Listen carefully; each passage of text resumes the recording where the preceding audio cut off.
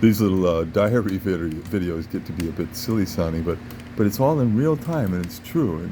And here it is. It's a it's a is it Thursday? I forget what day it is. It Wednesday or Thursday? I've been so upset recently. I don't even keep track of the time. But a Miami-Dade police officer came out a few hours ago to serve me papers. The judge has denied this request for a restraining order, yet there will be a hearing, and my family members want to evict me from the home that I've lived in for 38 years, and they've lived in for 5 years. They want to get rid of me. Well, I'm not a bad guy, and I'm not a stalker, and I'm not angry. I'm just, like I said, sad. Well, the phone just rang, and it was the vice president and general manager of Criteria Hit Factory, which is the world's most prestigious recording studio complex. It's in North Miami. It's where the Bee Gees used to record. It's where James Brown recorded I Feel Good in 1966. It's where more artists have recorded than any other recording studio complex in the world. And he wants me to tune their concert piano, their 9-foot piano, in Studio A, which is the big studio. That's the studio where the Bee Gees recorded so many of their iconic songs.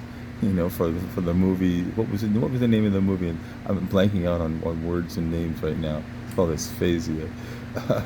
The late 1970s. Anyway, I knew the Bee Gees and I worked for them for a while. So yeah, it's just kind of nice. It's a nice contrast that a police officer came out and gently counseled me, and he was just couldn't have been nicer. And then a couple of hours later, uh, I I get a phone call from the head guy at the most important recording studio in the world because they want me. Because even though I'm 67, I'm the best piano technician in town. And here's a book that I was given the other day by my near neighbor. It's a spiritual book. I'll have to read it over a period of time. But let's see, can you read that? Read. Don't try to read it all at once. It takes some little thinking and a lot of, can't quite right, of quiet meditation to get. Trig. Well, who is Trig? Trig is Colonel Sanders' only living grandson.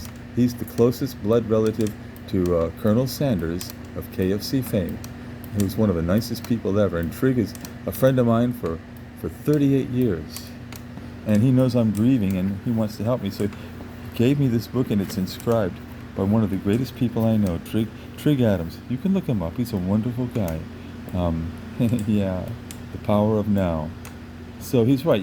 Don't dwell on the past. Think about the future and about your place in the universe. That's what this book is apparently about. And I'll read it. I'm just not in a reading mood right now. Not when I have to deal with this, an attempted restraining order that was taken out before my partner died. They even got my name wrong because I'm no longer Robert Reed Welch. That was my birth name. I gave up the Robert in 1983 because I didn't like being called Bobby. I was named after my father's best friend, who was a war hero and died in 1945 at 17 as a medic in France when the ambulance rolled down into a ravine. I don't like being called Robert because it reminds me of Robert Rath.